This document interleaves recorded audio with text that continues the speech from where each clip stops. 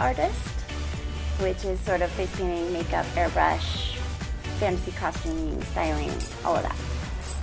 So I don't have a fine arts background, actually. I come from a performing arts background, and that's how I got into face painting. So I would kind of paint myself before performances, kind of circus background.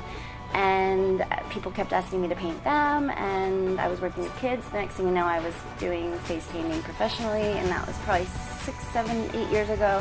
I started face painting professionally, and I've only been doing airbrush a little over a year. Yeah, I have a lot of stencils, and I have all these different airbrush paints and air guns, and then I have all different palettes of face paints, and I have different brushes, some brushes that can do multiple color paints at one time, so I do a lot of really fast designs that look like they took me forever. I am inspired perpetually by many things. I would say I get a lot of inspiration from nature, from everything from the circus to other eras to all of the fantasy sci-fi books that I read. So, and also I get inspiration from looking at other people's work, like other face painters and body painters. There's so many amazing things out on the internet, and I just, can get inspired for days just looking at images. So I would like to just continue doing face and body painting.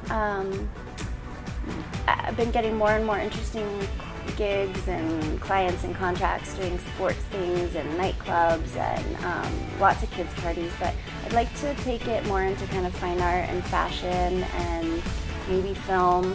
I also really like to work with people one-on-one and do sort of like magical makeovers, things like that, kind of make people's mythical selves become real through the paint and the styling and photography.